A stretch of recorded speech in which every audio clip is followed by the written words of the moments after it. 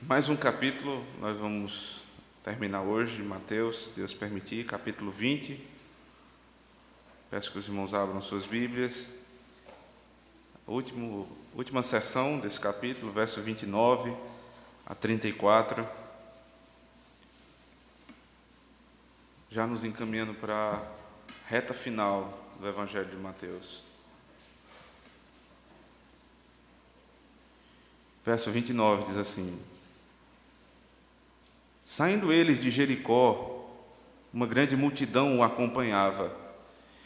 E eis que 2 cegos, assentados à beira do caminho, tendo ouvido que Jesus passava, clamaram: Senhor, filho de Davi, tem compaixão de nós. Mas a multidão os repreendia para que se calassem. Eles, porém, gritavam cada vez mais: Senhor, filho de Davi, tem misericórdia de nós. Então, parando Jesus, chamou-os e perguntou: Que quereis que eu vos faça? Responderam: Senhor, que se nos abram os olhos. Condoído, Jesus tocou-lhes os olhos e imediatamente recuperaram a vista e o foram seguindo. Vamos orar mais uma vez, irmãos. Verdade e graça, Senhor Deus, diante de nós, se encontram num texto como esse. Desimpede, então, a nossa vista. Abre os nossos olhos, Senhor. Nos dá, Senhor Deus, um corpo todo atento ao Senhor, um coração quebrantado e um desejo insaciável de ouvir a Tua voz. Os problemas, as dificuldades vão ficar para ser resolvidos amanhã.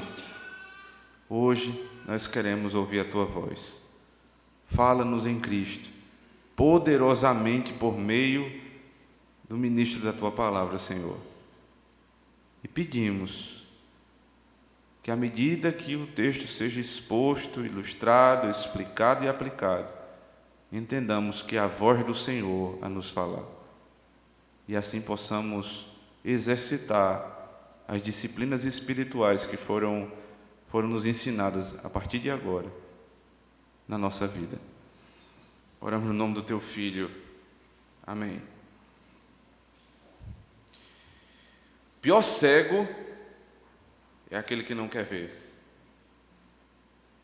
Não tem cegueira maior no mundo do que aquela pessoa que pode ver e mesmo assim se nega a enxergar o óbvio,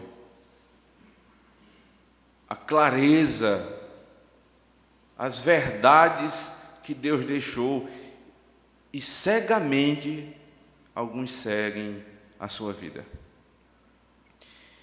E é interessante, irmãos, que quando pensamos em cegueira espiritual, a nossa tendência é pensar simplesmente a respeito dos ímpios. Mas o texto, no seu contexto geral, nem está falando assim de uma maneira tão direta com os ímpios. Se observássemos o contexto geral, a argumentação do evangelista a respeito, né, da cegueira dos discípulos, nós vamos poder enxergar exatamente esse ponto. O pior cego é o que não quer ver. Deixe sua Bíblia aberta, volte comigo para o capítulo 19, onde todo esse contexto começa. Foi apresentado ao leitor de Mateus um homem chamado, no texto, de jovem rico. E esse jovem rico, ele tem uma característica: ele não quer deixar os benefícios dessa terra pelos benefícios de Deus. Ele não quer deixar o reino do mundo pelo reino de Deus. Ele está arraigado, enraizado nessa terra. E o final dele é triste, porque ele ouve, né, a explicação do Evangelho, ele ouve a pregação, e mesmo assim ele continua apegado aos seus bens da terra, a ponto do texto dizer que ele saiu dali triste, porque era dono de muitas propriedades. Depois desse texto, que acaba com essa tristeza de alguém que ouviu o Evangelho e não deu ouvidos, ou seja, é um cego, alguém que viu, enxergou a verdade, mas rejeitou a verdade, então nós vemos o indicativo de uma conversa entre Cristo e os seus discípulos. Olhe para a sua Bíblia, verso 23 até o verso 30, o perigo das riquezas, quando Jesus vai falar sobre a difícil entrada de um rico nos céus, porque os ricos de coração não abandonam o mundo. E aí Pedro entra, no verso 26 em diante, Jesus diz assim: é impossível aos homens para Deus, porém tudo é possível a respeito da salvação. Então Pedro lhe falou no verso 27, eis que nós tudo deixamos e te seguimos, que será pois de nós? E nós, Senhor Deus, nós não somos como esse cego, nós não somos como esse homem rico, nós vemos, o que será de nós? Jesus responde a Pedro de uma maneira muito tranquila. Ele diz: não, para você estar preparado, 12 tronos, vocês vão se assentar comigo e vão reinar. Porque quem deixa pai, mãe, irmão, irmã, por minha causa, sempre receberá algo em troca. Então esse é o final do capítulo 19. Mas conectada a essa história ao início do capítulo 20. Veja qual é a conexão. O verso 30 do capítulo 19 disse: porém muitos primeiros serão últimos e últimos serão primeiros. Ou seja, há uma confrontação com o coração de Pedro. A pergunta de Pedro não tem problema nenhum, a resposta tem que ser essa: aqueles que deixam tudo por Cristo vão alcançar, né, um benefício eterno. Mas o problema é o coração. Pedro queria ser um dos primeiros, Pedro queria se assentar nos primeiros lugares, e aí Jesus diz assim: os últimos serão os primeiros serão os últimos. E vem a história da parábola dos trabalhadores da vinha. Vimos semana passada, um foi chamado à primeira hora, 6 horas da manhã, e foi acertado um salário com ele, 1 denário por dia. O denário era um salário de um trabalhador comum, ou seja, o homem que chama para trabalhar na vinha é um trabalhador justo. Ele vai pagar o que é devido àquele que foi chamado às 6 da manhã. Outros foram chamados às 9 da manhã, e o salário também 1 denário. Outros, meio-dia, outros, 3 da tarde, e os últimos foram chamados às 17 horas. Veja, 17 horas o expediente acabaria às 18. Eles trabalharam 1 hora. E quando vai pagar, quando esse senhor vai pagar, ele chama o seu servo e diz: inverta a ordem, comece pagando do último que trabalhou para o primeiro. E todos vão receber exatamente o mesmo salário, 1 denário. Para a revolta dos primeiros, que achavam que iriam receber mais. Então aquele dono de vinha diz: não, eu sou justo, porque aquilo que eu acertei eu pago. Aquilo que eu acertei eu pago. Aquele que quer ser o primeiro vai ser o último. E todos no reino de Deus vão receber exatamente a mesma coisa, a vida eterna. Veja que termina assim essa sessão, verso 16 do capítulo 20. Assim os últimos serão os primeiros. Assim serão primeiros, os últimos serão os primeiros, e os primeiros serão últimos, porque muitos são chamados, mas poucos escolhidos. Jesus está novamente organizando a visão de Pedro a respeito do reino. Pedro era alguém que enxergava a salvação, mas a vista dele estava embaçada. Ele achava que quanto mais ele trabalhasse nesse reino, mais ele teria posição no céu. Um puritano um dia explicando a respeito dessa perspectiva de vida eterna como um benefício geral, e fazendo a comparação com o galardão, que é uma bênção diferenciada, que recebe-se na eternidade. Ele disse assim: lembre-se que no céu todos nós estaremos com o cálice cheio, mas os cálices não são iguais. O que é que ele quis dizer com isso? Na eternidade, todos nós vamos ter um cálice cheio, ou seja, vamos ser plenos, nada vai nos faltar, o seu cálice vai estar repleto, nada falta, mas o tamanho do cálice é diferente. O tamanho é de acordo com o galardão que vai ser dado. Mas o ponto aqui não é galardão, aqui é vida eterna. Então, qual era a mancha na vista de Pedro? Ele queria trabalhar por um salário. Esse não é o objetivo. Eu não trabalho para ter galardão, eu trabalho para a glória de Deus. Eu trabalho para agradar o Senhor. A mancha no coração desse homem. Então, o texto, sabiamente, segundo a organização inspirada do evangelista Mateus, põe do verso 17 ao verso 19 do capítulo 20, olhe para a sua Bíblia, uma interseção nessa história. Jesus chama os 12 e mais uma vez prediz a sua morte. Nunca com tanta riqueza de detalhes como agora. Nós vamos entrar aqui na última semana da vida do Senhor Jesus Cristo. E ele diz, eu estou indo para Jerusalém e eu vou me entregar. Mas veja qual é a linguagem que ele usa. Olhe para a sua Bíblia, verso 18. O Filho do Homem será entregue aos principais sacerdotes e aos escribas. Eles o condenarão à morte. Veja, o Filho do Homem, nós vimos semana passada, é a divindade. Revela muito mais a divindade, essa expressão, do que a humanidade. Cristo é filho do homem, em certo sentido. Ele é filho de Davi. Mas quando lemos, por exemplo, Daniel 9, a explicação do profeta diz que esse filho do homem é eterno. Então não é simplesmente um homem, um filho de um homem qualquer, é filho de Deus.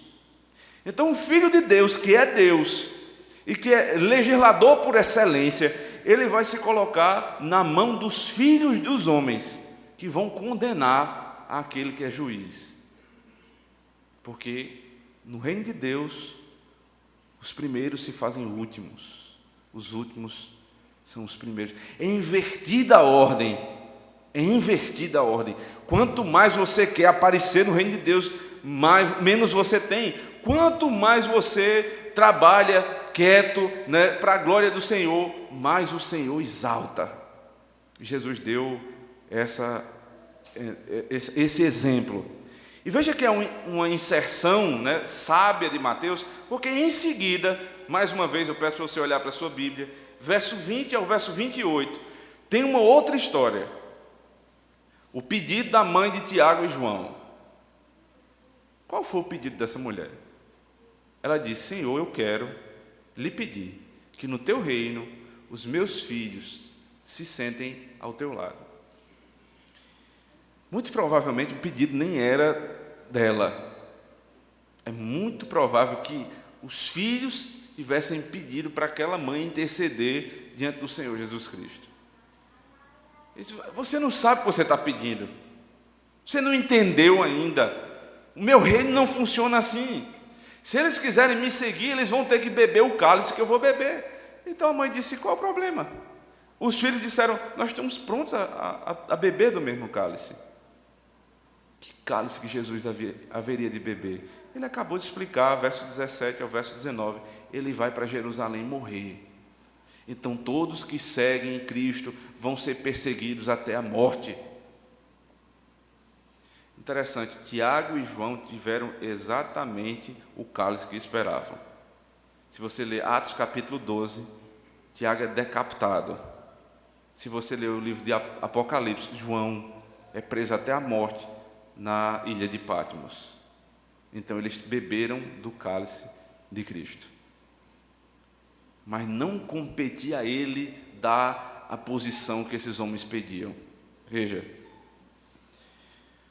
Verso 23. Então lhes disse, bebereis do meu cálice, mas o assentar-se à minha direita e à minha esquerda não me compete concedê-lo. É, porém, para aqueles a quem está preparado por meu Pai.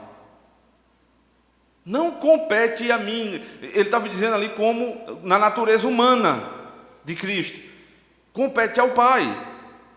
Então no verso 25 ele vai organizar mais uma vez a visão dos discípulos. Então Jesus chamando disse, sabeis que os governadores dos povos os dominam e que os maiorais exercem autoridade sobre eles. Não é assim entre vós. Pelo contrário, quem quiser tornar-se grande entre vós, será esse o que vos sirva. E quem quiser ser o primeiro entre vós, será vosso servo.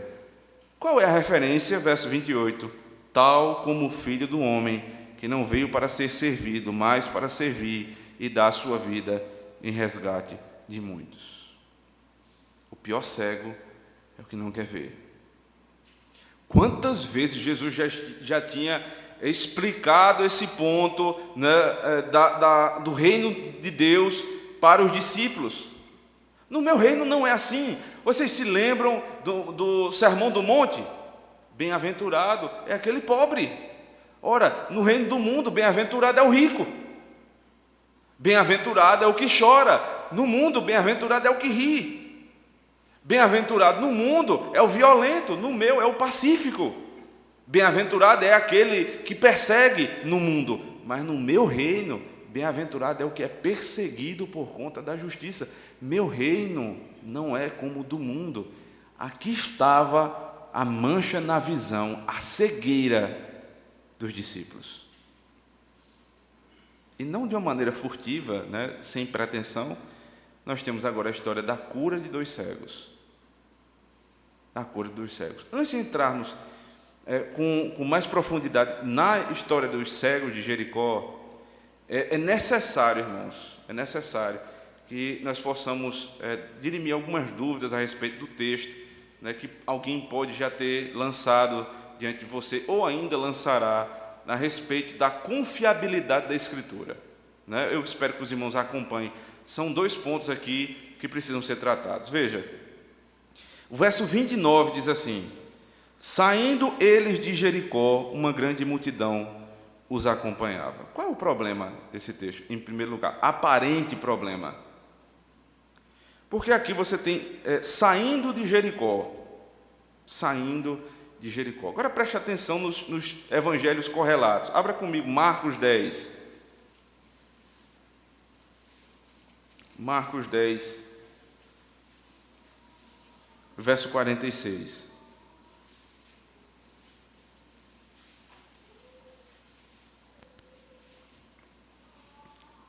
Diz assim, a mesma história.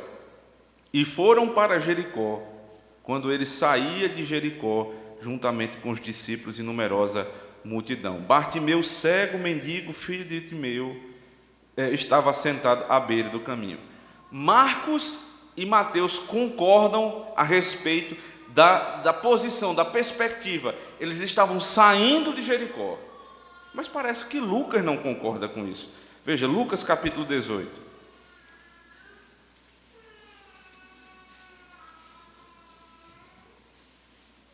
Verso 35. Aconteceu que, ao aproximar-se eles de Jericó, estava um cego assentado à beira do caminho, pedindo esmolas. Ora, em primeiro lugar, eles estavam saindo de Jericó ou eles estavam entrando em Jericó? Porque Mateus e Marcos disseram que eles saíam. E Lucas disse que eles entravam. Em segundo lugar, você tem ainda a questão dos cegos, a quantidade de cegos. Porque o primeiro evangelista disse eram 2 cegos. Os outros evangelistas dizem um cego só. Marcos é tão detalhista que dá inclusive o nome do cego, Bartimeu. Bartimeu, é filho de Timeu. Ele explica depois. Então como é que a gente pode resolver um problema como esse? Se você lê, ou se você ouve um teólogo liberal, né, ele se aproxima do texto de uma maneira cheio de pressupostos, cheio de verdades que ele não pode comprovar, mas que ele já assumiu de antemão. Quais são essas verdades? Ele se aproxima dizendo assim: a Bíblia não é palavra de Deus, a Bíblia está cheia de erros e não há confiabilidade no texto. Então, veja, não resta dúvida que aqui há uma discordância, há um erro. A Bíblia não é infalível, a Bíblia não é inerrante. Dizem assim os ímpios liberais. Porque é uma espécie de hermenêutica desrespeitosa. Eles chegam com o pressuposto no texto de que aquilo é algo que tem equívocos. O pastor Franklin Ferreira tem uma expressão que muito me chama a atenção, de como eu devo me aproximar do texto bíblico. Ele diz assim: eu devo usar a hermenêutica do amor.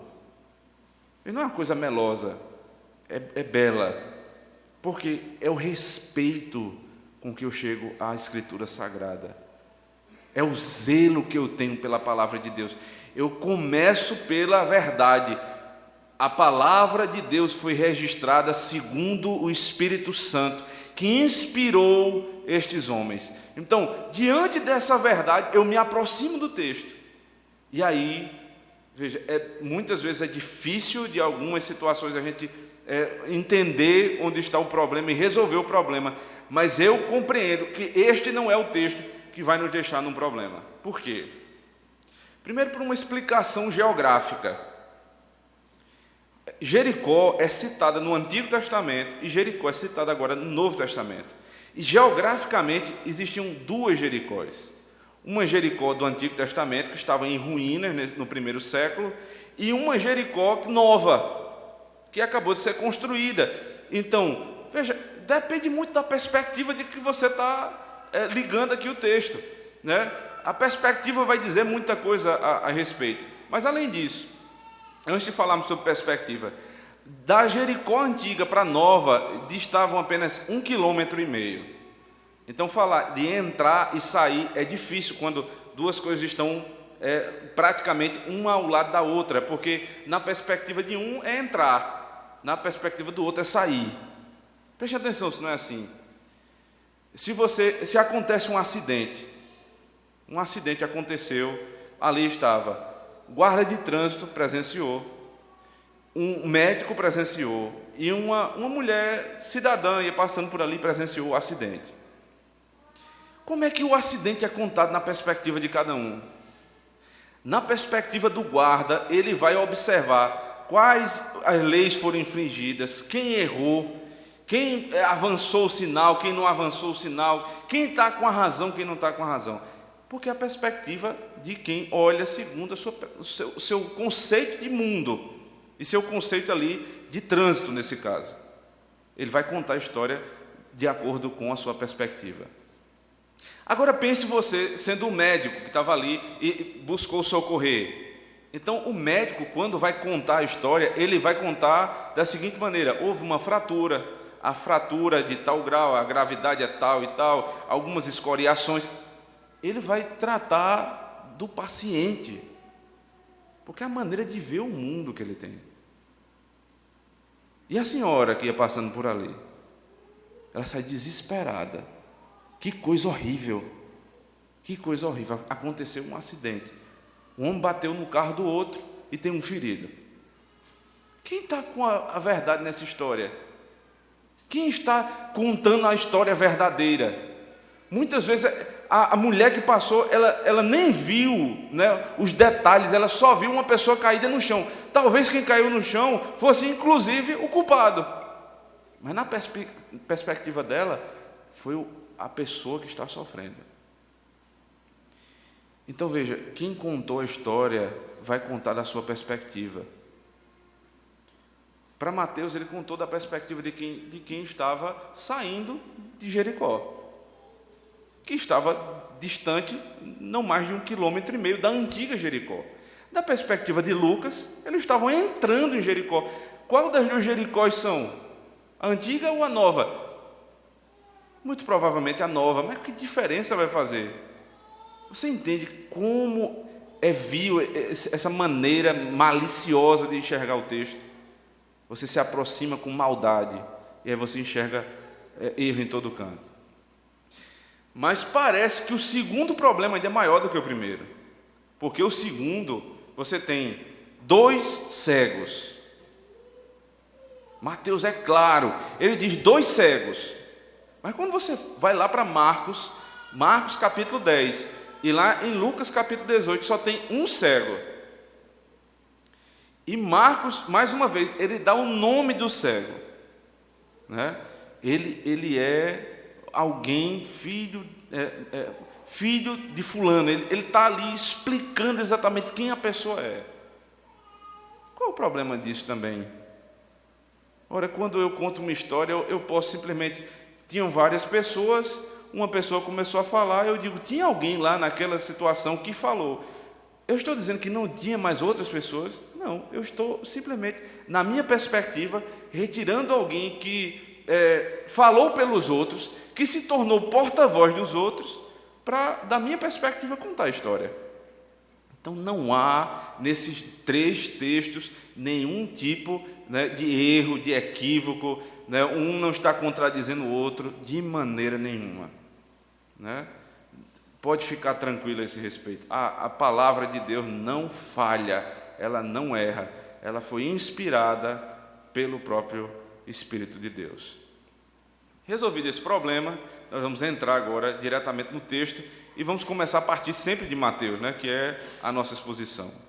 Então veja, o texto no verso 29 diz assim: saindo eles de Jericó, uma grande multidão o acompanhava. Acompanhava quem? Cristo, o Filho do homem.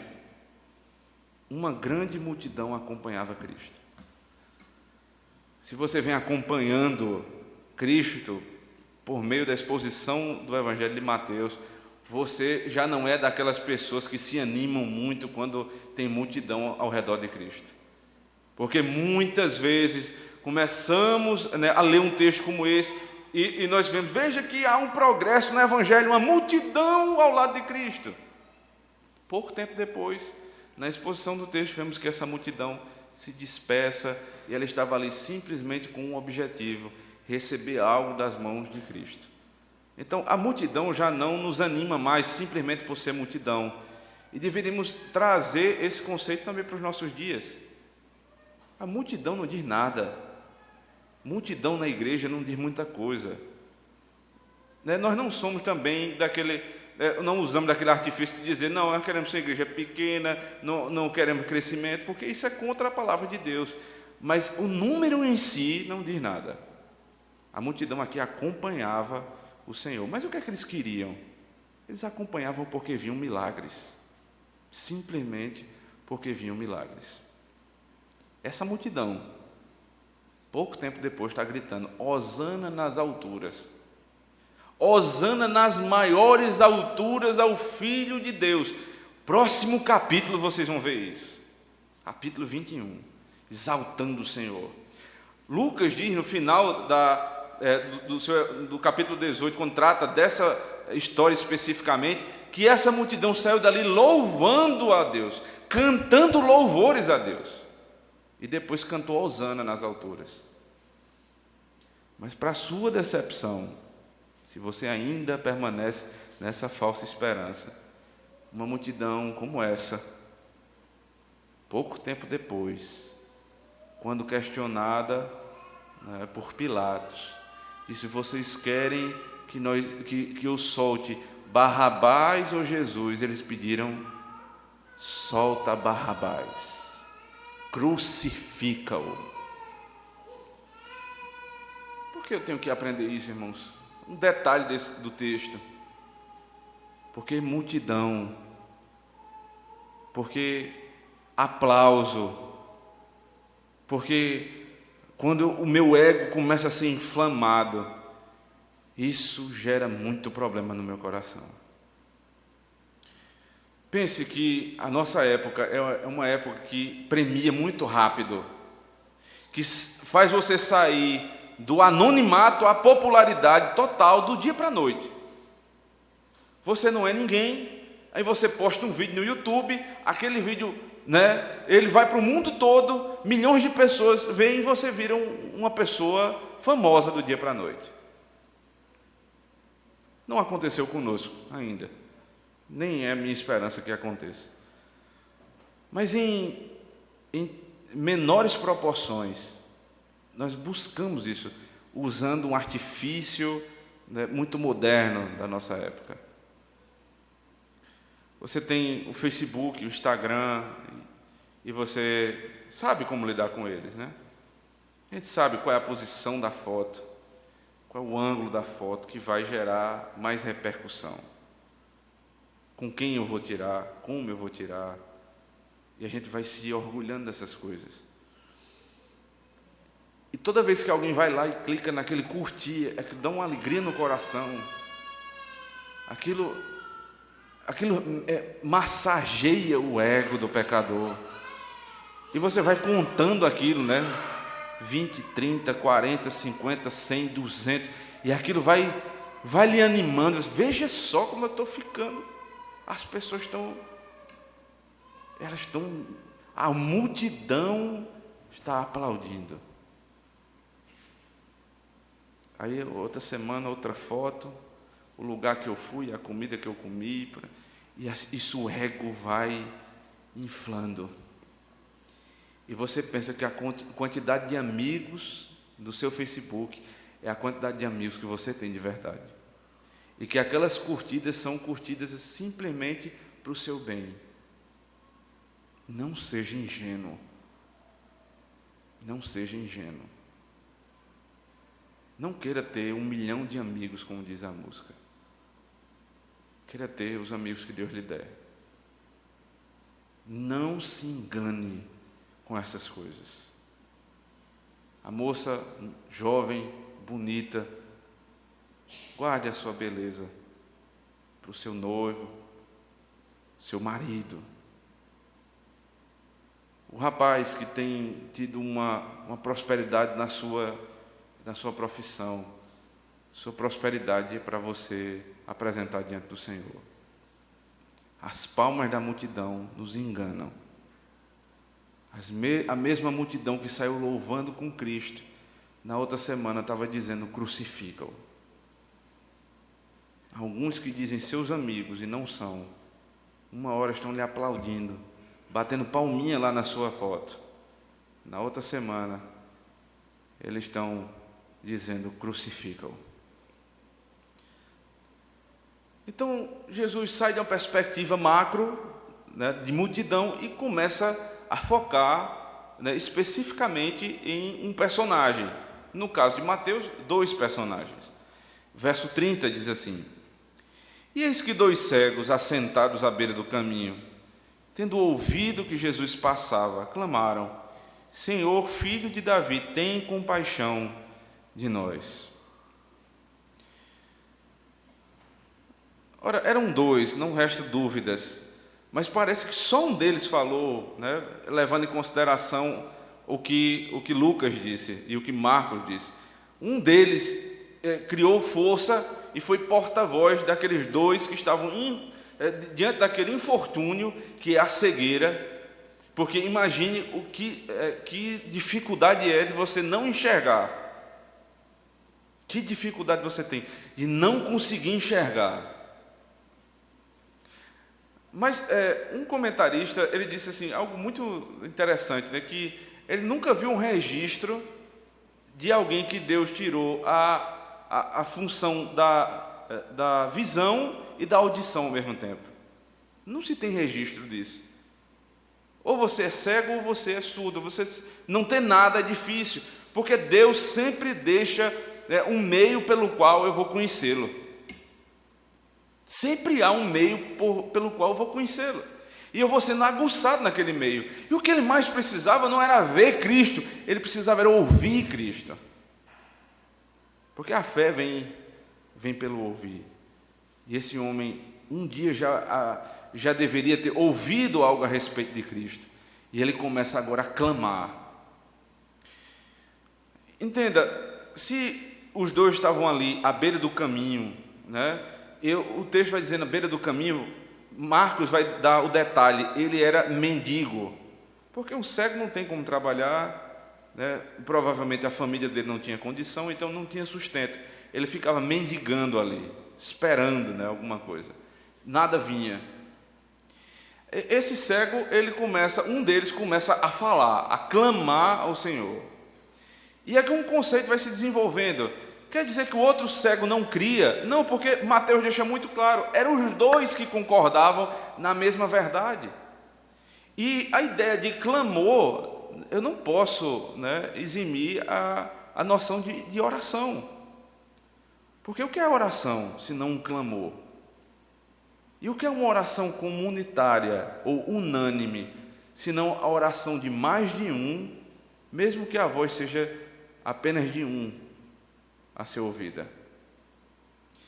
Como são nossas orações no culto público? Como são nossas orações na reunião de oração?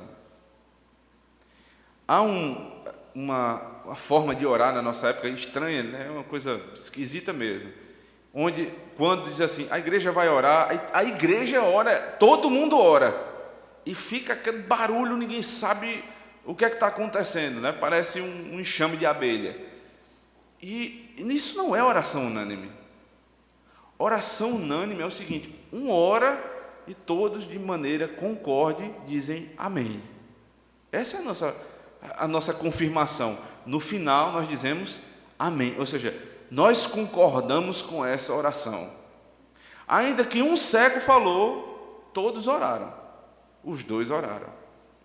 Ainda que você não fale na oração do culto público ou na reunião de oração, você está orando também, se você concorda com aquela oração. E assim nós temos reverência e ordem no culto. Não tem bagunça. Você tem reverência e ordem. Você ora com entendimento. Esse é um princípio a respeito do clamor desses homens. Mas não só isso. Eles clamavam e clamavam. O texto diz, eles clamaram, Senhor, Filho de Davi, tem compaixão de nós. Novamente, Senhor, Filho de Davi, tem misericórdia de nós.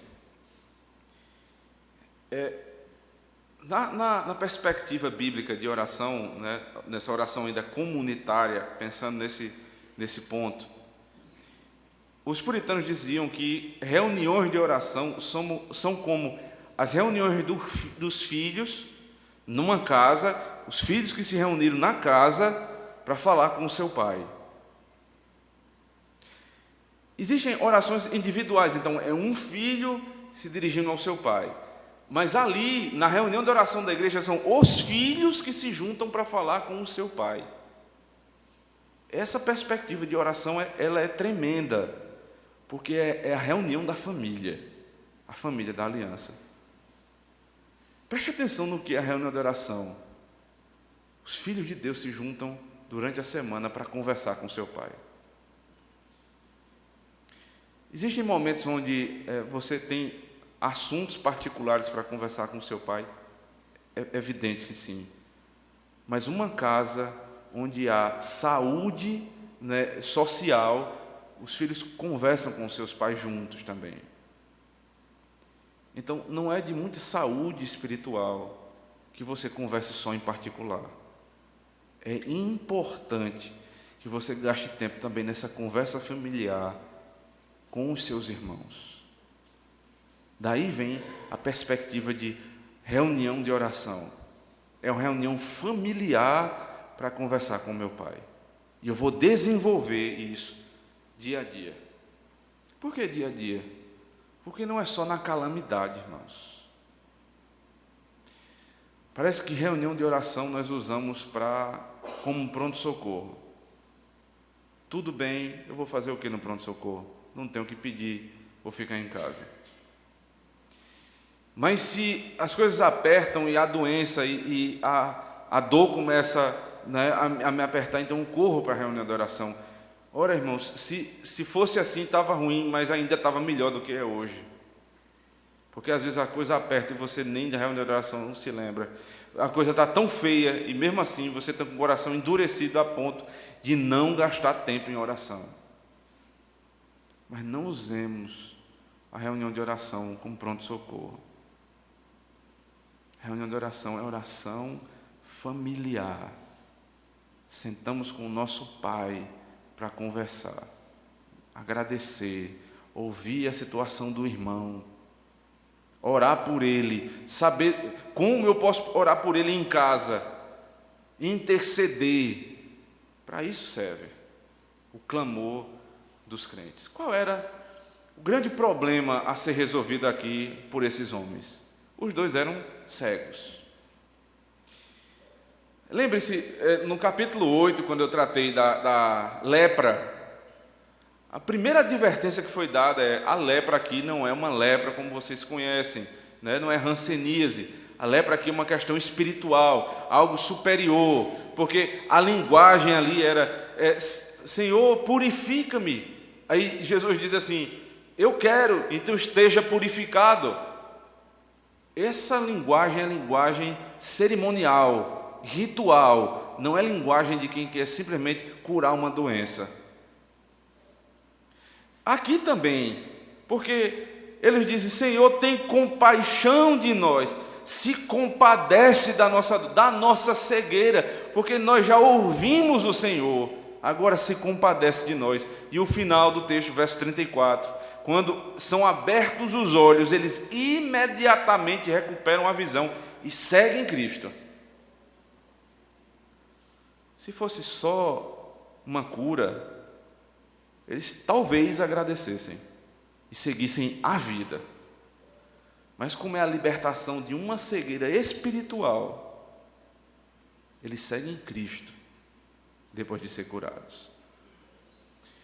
E esse tema da cegueira espiritual, ele vem de muito tempo. Abra comigo, volte comigo para o Antigo Testamento, Isaías capítulo 35.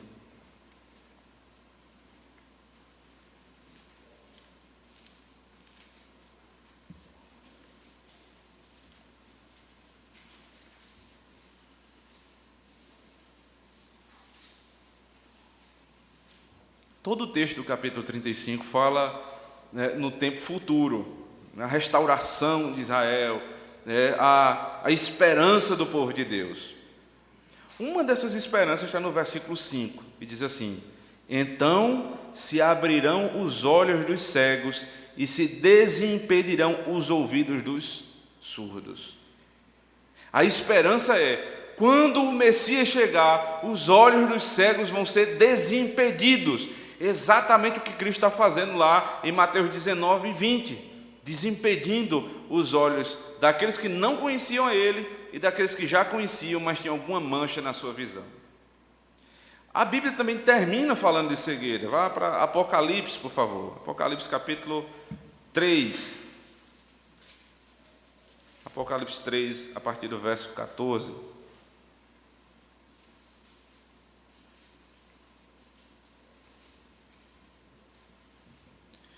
Ao anjo da igreja em Laodiceia escreve: estas coisas diz o Amém, o testemunho fiel e verdadeiro. A testemunha fiel e verdadeira, o princípio da criação de Deus. Conheço as tuas obras, que nem és frio nem quente, que em dera fosses frio ou quente. Assim, porque és morno e nem és quente nem frio, estou a ponto de vomitar-te da minha boca. Pois dizes: estou rico e abastado, e não preciso de coisa alguma, e nem sabes que tu és infeliz, sim, veja agora, miserável, pobre, cego e nu.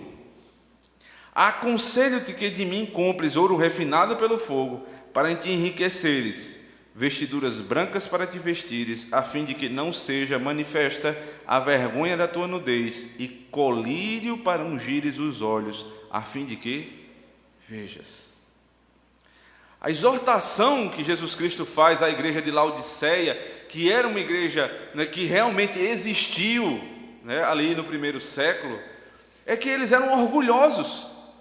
Eles se orgulhavam da prosperidade que tinham, eles se orgulhavam das vestimentas que vestiam, e eles se orgulhavam de uma espécie de colírio que podia muito, tinha efeito muito forte na época, e até aqueles que tinham problema de visão, eles passavam a ver usando o colírio de Laodiceia. Mas Jesus, olhando para as obras daquela igreja, diz: vocês são pobres, cegos e nus. A nudez nós vimos hoje como é que o Senhor cobre no sermão em Êxodo 39. Mas agora eles permanecem cegos e pobres. Qual é o conselho que Jesus dá? Aconselho-te, verso 18, que compres ouro refinado pelo fogo, para enriqueceres, vestiduras brancas para te vestires, e colírio para ungires os olhos, para que veja. Como é que um pobre, miserável, vai comprar tudo isso? Porque a linguagem é de Isaías 55. Venham, comprem sem dinheiro e sem preço. É de graça. Ou seja, parem de tentar, de se pegar às suas próprias obras, porque vocês, quando pensam que estão bem vestidos, que estão ricos, que não precisam de mim e que conseguem ver tudo, na verdade vocês são cegos, miseráveis e nus. Comprem de mim sem dinheiro e sem preço, graciosamente, roupa para vestir sua vergonha. Se enriqueça com o meu ouro, o ouro do Evangelho, e coloque na sua vista o colírio, para que você possa ver e deixe de ser cego. O problema daqueles dois homens não era simplesmente cegueira física, a cegueira deles era espiritual. Eles não conseguiam ver a verdade. Qual é a solução para quem precisa ver melhor? Buscar Cristo. Como é que eles buscaram? Volte comigo lá para Mateus 20. Nós vamos ver isso em 3 pontos, né? Como é que essa oração de quem busca enxergar melhor? Primeiro, eles têm prioridade na oração. Jesus pergunta a eles: que queres que eu vos faça? Verso 32. Verso 33, responderam: Senhor, que se nos abram os olhos. Se fosse um avarento, dizia: Senhor, que o Senhor nos dê riqueza. Se fosse um avarento, pensava assim. Se fosse um orgulhoso: Senhor, nos dá vestiduras que promovam a nossa posição. Foi isso que os discípulos pensaram anteriormente. Mas eles eram cegos dos olhos, não mais espiritualmente. Deus começou a trabalhar na vida desses homens. Eles disseram: Senhor, desimpede os nossos olhos. Preste atenção nas suas orações. Quais são as suas prioridades na oração? Pelo que você pede? Pelo que você pede? Por que você vai pedir riqueza se você tem sua família se acabando? De que vale um homem ganhar o mundo se perder a sua alma? E eu diria mais, se perder a sua família. Então, em primeiro lugar, na ordem de prioridade, vem primeiro a minha casa, vem primeiro a salvação da minha família. Depois, eu posso pedir outra coisa. O jovem, né, que deseja ter o seu lar, a sua família, como é que você vai pedir um casamento se ainda não está satisfeito com a vida que tem hoje? O casamento não vai resolver o seu problema de hoje. Uma pessoa não resolve o problema que só um espírito pode resolver. Satisfação no Senhor, casamento nenhum dá. Então, primeiro eu peço: Senhor, aquieta meu coração, me faz entender realmente onde está o meu coração. Aquieta-me para que eu possa me satisfazer completamente no Senhor. Então, quando isso acontecer, aí você pode pedir sim por um casamento. Senhor, eu queria aprender mais do Evangelho. Eu queria aprender mais de teologia. Para que você quer saber as minúcias da teologia quando você não pratica até um leigo? Aqui a senhorinha de 70, 80 anos que mal sabe ler a Escritura faz melhor do que você. Então, qual é o ponto aqui? Por que você quer virar doutor em teologia se você não faz o mínimo que já aprendeu? Então peço: Senhor, me ensina a praticar aquilo que eu já sei. E aí me ensina mais e mais de Ti. Eu preciso ter prioridade na minha oração. Essa é a primeira lição que esses dois cegos nos dão. Mas eles dão outras. A segunda é perseverança. Veja, a primeira vez que eles oram, verso 30, Senhor, filho de Davi, tem compaixão de nós. O que é que acontece no verso 31? Veja, há uma contraposição, né? Um contrário se levanta, mas a multidão os repreendia para que se calassem. Por que a multidão não queria que os dois cegos falassem? Vocês se lembram que o único objetivo da multidão era ver os benefícios de Deus para eles? Então, como é que eu vou parar uma caminhada de um homem que está indo para Jerusalém, morrer, né? Vai ser o grande rei, a perspectiva era essa, de um grande rei? Como é que eu vou parar a caminhada dele? Porque 2 cegos miseráveis, pedintes, estão clamando. Ele manda calar a boca. E às vezes nós somos tão insensíveis, irmãos, que mandamos nossos irmãos calar a boca. Porque parece que eles não têm valor. Mas eles não ouviram a multidão, eles continuaram clamando. Verso 31, Senhor, o texto diz, gritavam cada vez mais, Senhor, filho de Davi, tem misericórdia de mim. Porque eles já tinham aprendido algo de Cristo, que Cristo ensina em Lucas capítulo 9, pedi, dá-se-vos-á, batei, buscai. Essa é a oração, é incessante, você busca um dia e outro dia, e às vezes são anos de oração, até que o Senhor vai atender. Você primeiro tem prioridade, depois você tem perseverança. Uma parábola muito bem contada por Lucas, lá no capítulo 18 do seu Evangelho, diz que em uma determinada cidade havia um juiz iníquo, que só julgava a causa que queria. E o contraponto desse juiz iníquo, que é um homem poderoso, é uma viúva pobre. E essa viúva pobre tinha uma causa que esse juiz precisava tratar.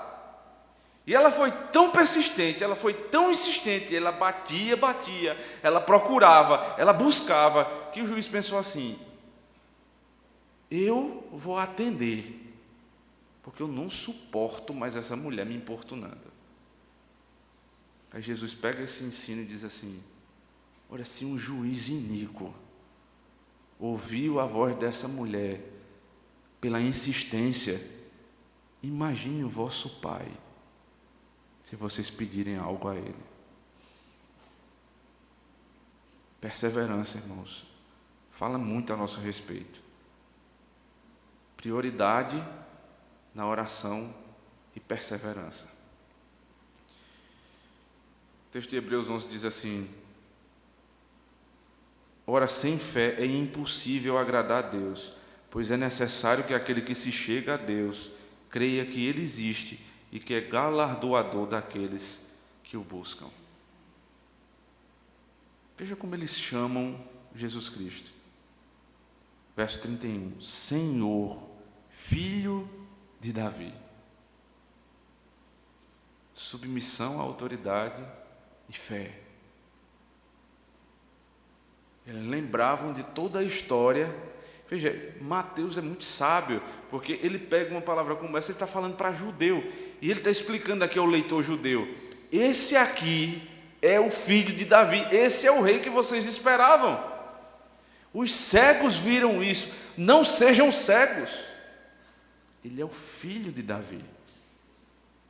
Eles chamam esse filho de Davi de Senhor.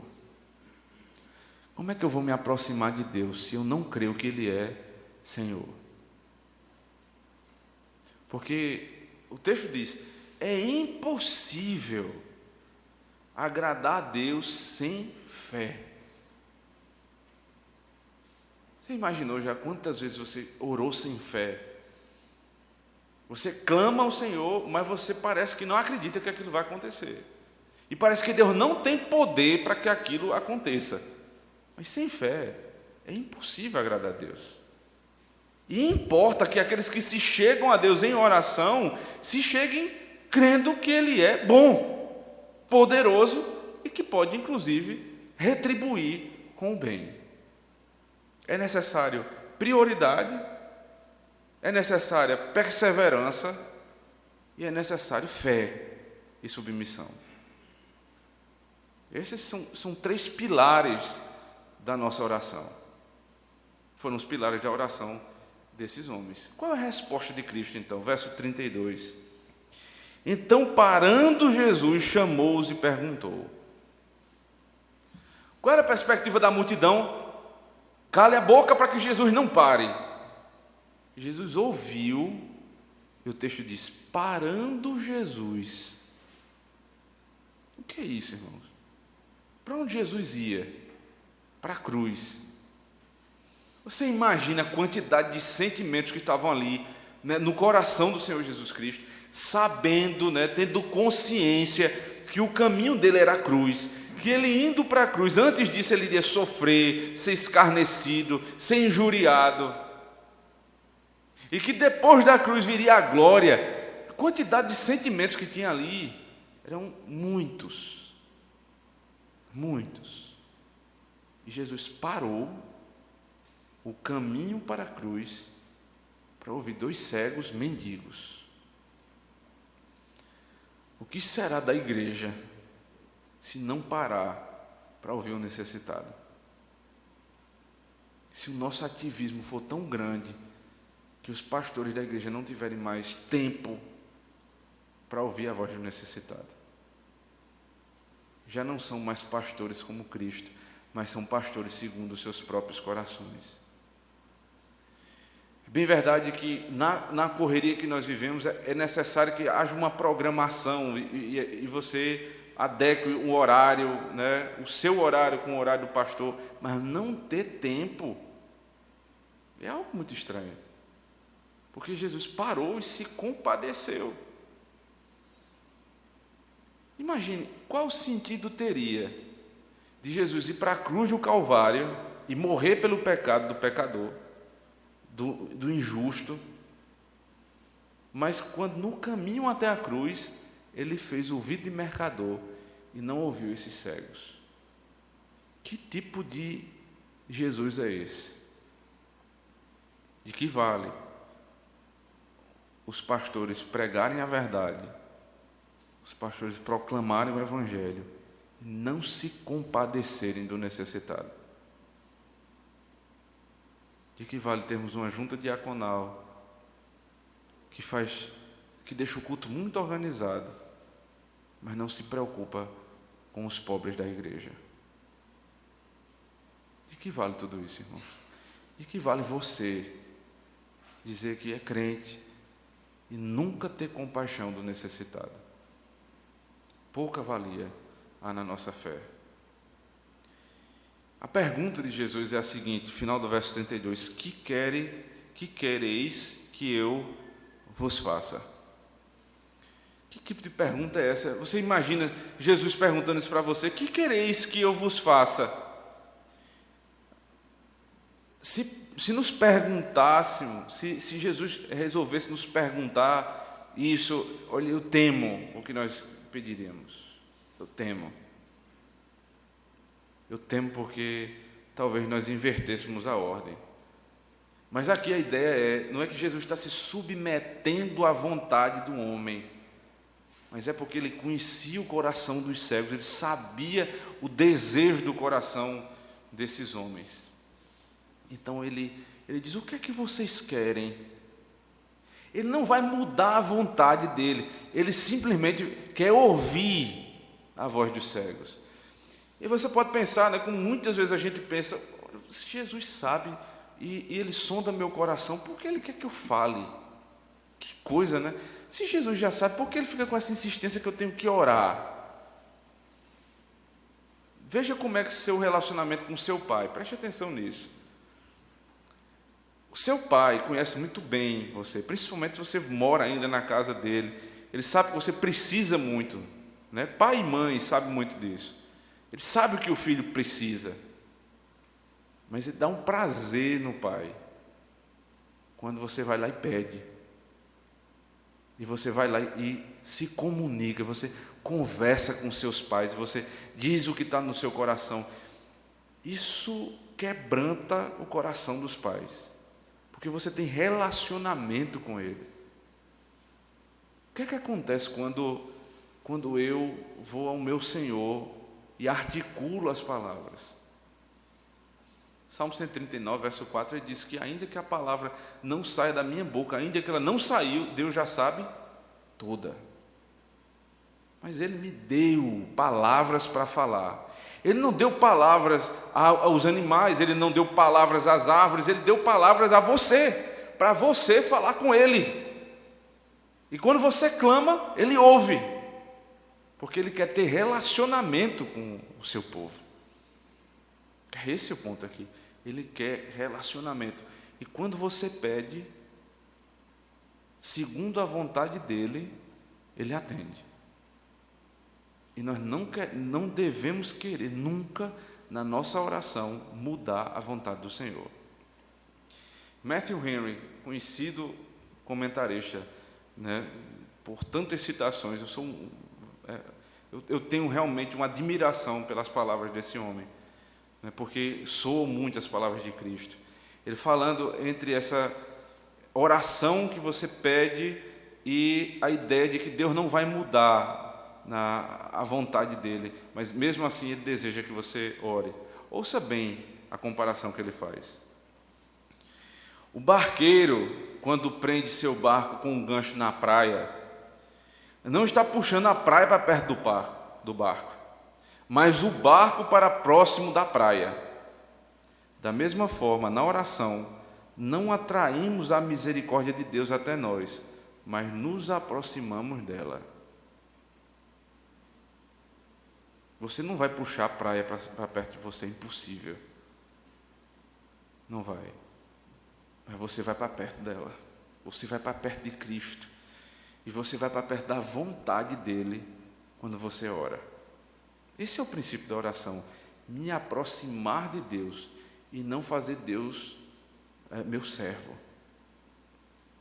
Essa é a grande diferença. Então Jesus diz: o que queres que eu vos faça? A resposta: Senhor, que se nos abram os olhos. Veja o final do texto, o que é que diz. Condoído Jesus, tocou-lhes os olhos e imediatamente recuperaram a vista e o foram seguindo. A palavra condoer-se, né, é como que você sente a dor do outro, você toma a dor do outro para si. Então Jesus se condoeu, ele olhou para a dor do cego, ele se condoeu com aquilo e ele curou o cego. Qual foi a resposta daquele que tinha os olhos fechados e foram abertos? Eles se levantaram e seguiram. Lembre-se do começo dessa grande sessão.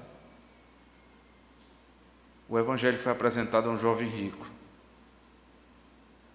Ele disse: deixe tudo por mim. Ele se levantou e foi embora. 2 cegos miseráveis. Ouvem a pregação do evangelho, têm os olhos abertos, se levantam e seguem Cristo. Quem é você? O jovem rico ou o servo que clamou ao Senhor e agora vê? Sua vida dirá, seus passos dirão quem você segue. Se o rico, cheio de posição, cheio de si, do capítulo 19, ou se esses 2 pobres que encontraram em Cristo vestimentas novas, ouro refinado e colírio para os olhos, e agora eles podem ver, e agora, por verem, seguem a Cristo.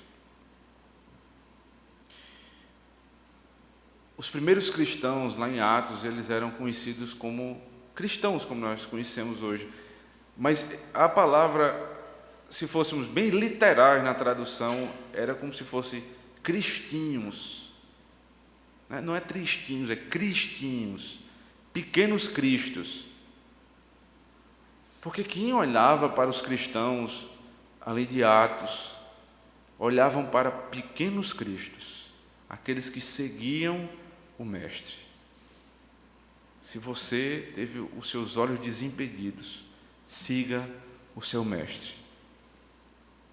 Siga com suas palavras, siga com um coração cheio de compaixão, siga se livrando das coisas desse mundo, das raízes desse mundo, siga para a cruz como o seu Mestre. Não há glória sem que antes haja uma cruz. Esses cegos seguiram Cristo. Cristo estava indo para a cruz. Mas lembre-se, o pior cego é o que não quer ver. O Evangelho foi revelado a você nessa noite. Você foi chamado por Cristo. O que queres que eu te faça? Se você foi convertido e convencido por essas palavras, peça: Senhor, retira as vendas dos meus olhos.